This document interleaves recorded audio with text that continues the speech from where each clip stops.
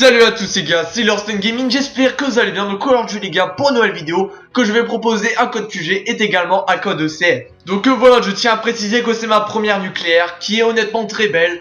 Donc voilà, j'espère que vous allez apprécier ce petit gameplay. Donc aujourd'hui les gars, on va parler d'un sujet très intéressant et qui est un petit peu d'actualité, vu la sortie du fameux Call of Duty Infinite Warfare et également de la remasterisation de Code 4.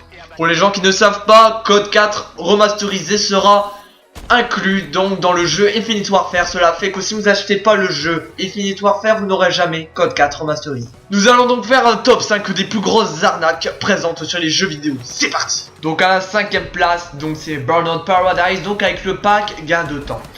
Donc dans Burnout Paradise, il est inclus donc un pack gain de temps où il vous permettra de débloquer en fait toutes les voitures du jeu. Mais cependant, c'est quand même 5 €, c'est quand même vraiment de l'arnaque.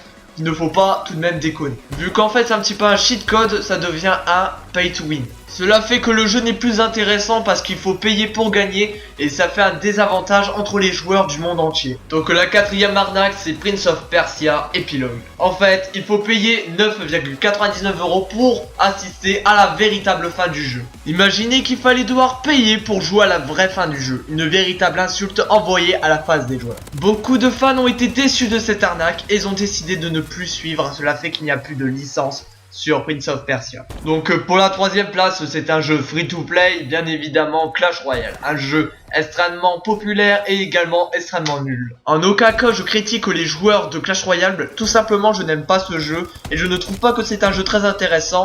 Mais vous faites ce que vous voulez tout de même. Je n'aime pas ce jeu parce que l'arnaque est énormément présente. Parce que tu peux tomber face à un niveau 8 à l'arène 4 alors que toi tu es niveau 4 et également à l'arène 4. L'arnaque dans l'histoire, c'est que vous pouvez obtenir des gemmes pour ensuite acheter des cartes, donc des coffres pour ensuite obtenir des cartes rares, épiques ou légendaires. Car vous pouvez acheter beaucoup de gemmes, donc avec 99 €, vous pouvez acheter 14 000 gemmes. Certains youtubeurs achètent les gemmes pour ensuite augmenter leurs troupes au maximum, pour ensuite gagner aisément, pour ensuite rester dans leur arène respectives. Donc voilà, c'est un pay to win parce que certains youtubeurs achètent des gemmes pour ensuite avoir des troupes au maximum. Donc cela fait que l'autre joueur qui ne peut pas acheter de gemmes, il est en dessous des arènes, il ne peut pas monter, il ne peut pas progresser et il ne pourra jamais gagner. Même avec une stratégie très bonne, il ne pourra jamais réussir à remporter une victoire parce que les troupes en face seront bien trop fortes. Cela fait que les combats sont inégaux car vous allez rencontrer des joueurs de niveau 10 alors que vous êtes niveau 4. Donc pour la 2ème place, ce n'est pas un jeu vidéo mais c'est plutôt des consoles, soit Xbox One et PS4 qui font partie des plus grosses arnaques du jeu vidéo. Pourquoi, vous allez me dire? Parce que le line est payant, il est extrêmement cher, je ne sais pas si vous le saviez, mais ça coûte environ vers les 19,99 € pour jouer 3 mois si je me rappelle bien. 15,99 € voilà pour jouer en ligne pendant 3 mois, ce n'est vraiment pas du tout donné. Déjà que les consoles ne sont pas données, donc la PS4 et la Xbox One vous coûtent quand même vers les 300 €, ce n'est pas donné. Surtout que la connexion est toujours aussi naze que sur la PS3 et également la Xbox 360. J'aurais toléré le multijoueur payant si la connexion serait beaucoup mieux. Cependant, il n'y a pas de changement. Pourquoi faire payer quand il n'y a aucun changement? Cependant, beaucoup de joueurs rêveraient que le multijoueur soit gratuit comme sur PS3.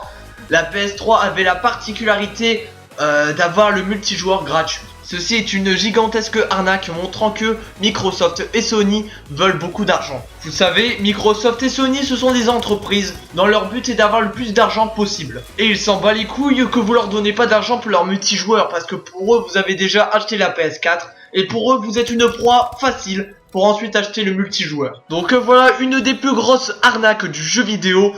Donc c'est un Call of Duty, malheureusement, c'est Black Ops 3. Pourtant c'est un très bon Call of Duty sur PS4 et Xbox One, programmé par Treyarch. Il y a une succession d'arnaques sur Black Ops 3. Tout d'abord l'édition de Black Ops 3 sur PS3 et Xbox 360, excusez-moi. C'est une blague, on dirait Minecraft.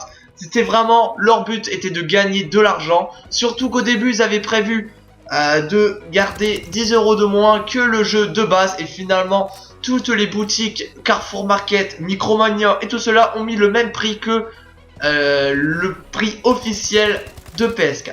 En tout cas, je n'aurais jamais osé de publier ça, même de mettre en vente un jeu comme ça. C'est vraiment un jeu affreux, injouable.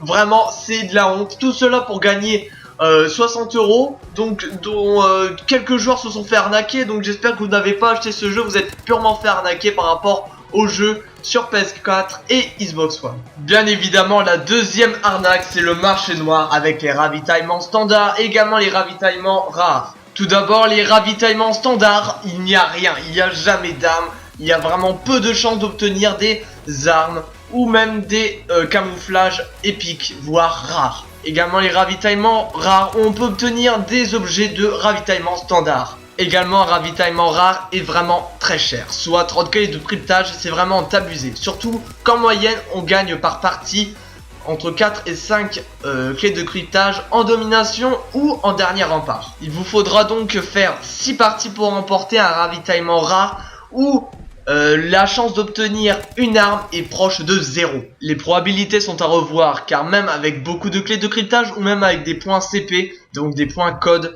il faut vraiment avoir beaucoup de chance pour obtenir des nouvelles armes. Vous allez me dire que ça fait un petit peu de challenge, mais si le challenge est impossible, ce n'est plus drôle parce que vous êtes obligé d'en acheter et encore même quand vous achetez, vous avez vraiment peu de chances d'obtenir des nouvelles armes. Vraiment, c'est abusé, c'est vraiment une probabilité à revoir parce que ça ruine le jeu. Donc voilà, ce petit top 5 est terminé. N'hésitez pas à donner votre avis par commentaire, également à vous abonner à ma chaîne YouTube.